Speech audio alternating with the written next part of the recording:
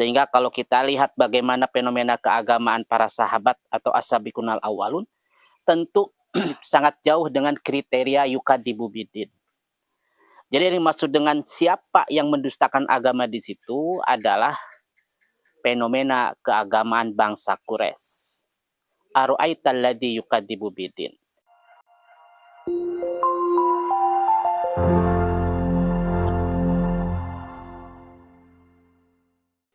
Bismillahirrahmanirrahim. Assalamualaikum warahmatullahi wabarakatuh.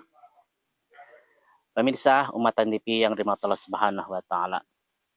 Allah Subhanahu wa taala bertanya kepada Nabi Muhammad di dalam Quran surat Al-Ma'un. A'udzubillahi minasyaitonir rajim.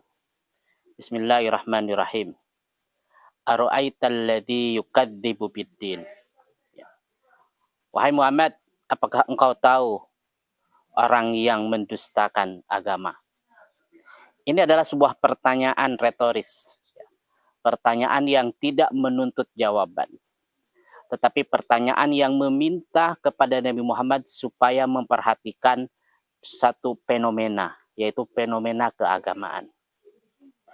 Pertanyaannya, fenomena keagamaan siapa yang Allah maksud di dalam surat Al-Ma'un itu? Ya. Karena surat Al-Ma'un itu adalah surat yang Allah turunkan di Mekkah. Ya. Di awal-awal Islam mulai bangkit. Sehingga kalau kita lihat bagaimana fenomena keagamaan para sahabat atau as-sabiqunal awwalun, tentu sangat jauh dengan kriteria yukadzibu bidin.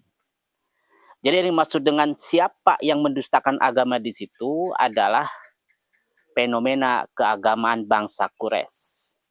Ara'aital ladzi yukadzibu bidin. Nabi Muhammad diminta untuk memperhatikan bagaimana kondisi keagamaan bangsa Quraisy pada waktu itu.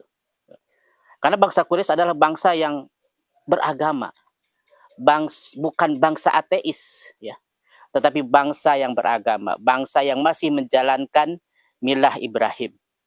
Walaupun ada banyak perkeliruan ataupun penyimpangan. Tetapi mereka adalah bangsa yang mempercayai adanya Tuhan, ya. Mereka menjalankan milah Ibrahim, agama Ibrahim. Mereka masih melaksanakan sholat, mereka masih melaksanakan tawaf, sehingga disebut dalam Al-Quran sholat mereka di depan Baitullah itu seperti siulan, permainan, ya. Wa makana sholatum indal baiti ila mukana tasdiyah. Jadi Allah memerintahkan kepada Nabi untuk memperhatikan fenomena keagamaan bangsa Quraisy pada waktu itu. Sehingga dampak dari kondisi keagamaan yang disebut di situ adalah yukadzibu bidin. Ya. Bangsa Quraisy melakukan pendustaan terhadap agama.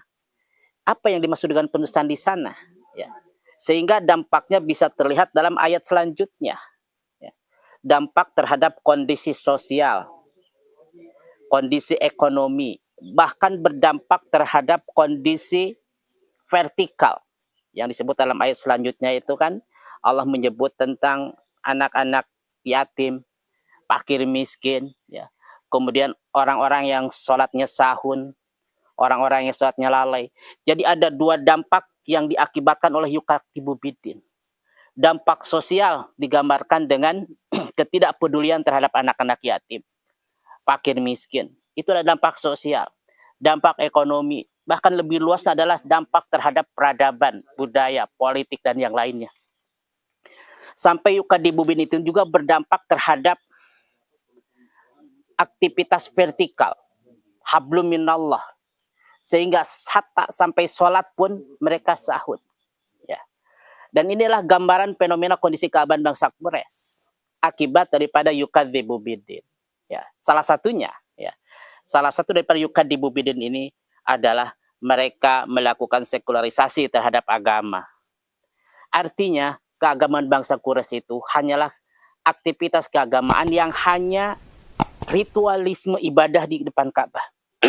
Ya, ritualisme ibadah di depan Ka'bah. Jadi mereka tidak mengintegralkan urusan din, urusan agama dengan kehidupan sosial, kehidupan ekonomi, budaya, ya, kepemimpinan. Mereka tidak libatkan atau tidak integralkan agama dalam hal itu. Tetapi keagamaan itu hanya aktivitas ritual di dalam Ka'bah. Sehingga yang disebut dalam Al-Quran itu sholat mereka tawaf mereka di dalam Ka'bah itu hanya bermain-main saja. Ya.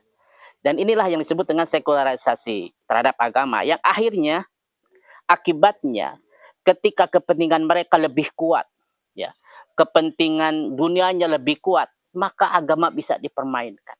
Ya. Tuhan juga bisa dipermainkan. Sehingga ada di antara mereka yang sengaja memang ada bisnis Tuhan, bisnis berhala. Gitu. Dan berhala-berhala itu mereka impor dari Sam.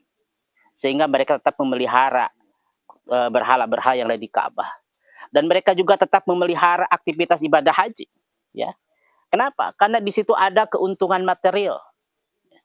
Jadi artinya ketika agama bisa menguntungkan, mereka bisa berbuat apa saja.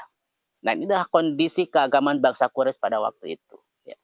Sehingga Allah tanyakan, Allah sampaikan kepada Daud, "Ara'aita alladzi yukadzibu bidin." Perhatikan ya kondisi keagamaan bangsa Quraisy, karena bisa jadi umatmu nanti ada yang seperti bangsa Quraisy dalam beragamanya. Agama dipermainkan, agama dipisahkan dari urusan dunia.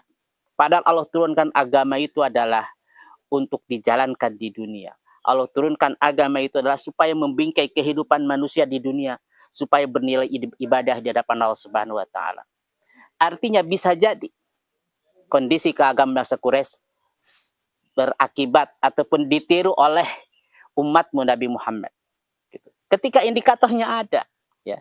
Kalau hari ini indikatornya ada, apa indikatornya? Ayat yang selanjutnya. Ketika agama tidak bisa menjadi bagian yang memelihara kondisi sosial, kondisi ekonomi, kondisi budaya, ya, maka itu adalah akibat daripada yukadzibu bidin. Ya. Atau bisa jadi ada indikator-indikator ketika umat Islam hari ini menjalankan ibadah-ibadah mahdoh itu sahun, gitu ya, tidak punya nilai, tidak berdampak terhadap fungsi-fungsinya. Fungsi sholat apa, fungsi puasa apa, fungsi ibadah haji apa, fungsi sedekah infak apa. Ketika itu tidak ada, maka itu menjadi indikator yukadzibu bidin. Ya. Yang dalam Al-Quran bisa jadi yukadzibu bidin itu adalah upaya-upaya talbis, ya, mencampur adukan al-haq dan batil, itu yukadzibu bidin. Atau tahrib, yuharibunal kalimaan mawadi'ih, itu juga bagian daripada yukadzibu bidin. Atau misalkan menyembunyikan, ya, menyembunyikan, ya, yaktumul haqqa, mereka menyembunyikan kebenaran, itu juga bagian daripada yukadzibu bidin. Atau juga menjual agama untuk kepentingan materi, liyastaru bihi tsamanan qalila. Maka kalau itu terjadi, akan bisa terlihat dampaknya dalam kehidupan sosial, kehidupan bermasyarakat, kehidupan berbangsa, bernegara. Sampai bahkan dampaknya akan berdampak pula terhadap pengaruh aktivitas ibadah mahdoh, ibadah ritual. Nah ini, jadi Allah perintahkan, Allah tanyakan kepada Nabi Muhammad supaya Nabi Muhammad memperhatikan kondisi keagamaan bangsa Quraisy, supaya tidak terjadi kepada umatnya Nabi Muhammad. Ya. Karena kalau terjadi maka akhirnya agama hanya sebagai sebuah gambaran formalitas saja. Agama sebagai formalitas KTP saja. Atau agama dijadikan sebagai komoditas bisnis saja. Kepentingan saja. Ya. Nah maka Allah perintahkan termasuk juga kepada kita semua supaya kita memperhatikan kondisi keagamaan kita, jangan sampai terjebak kepada kondisi keagamaan seperti kondisi keagamaan bangsa Quraisy. Pemirsa Umatan TV yang Allah Subhanahu wa taala, demikian yang dapat disampaikan. Fattaqullaha mastata'tum billahi bisabil haq. Wassalamualaikum warahmatullahi wabarakatuh.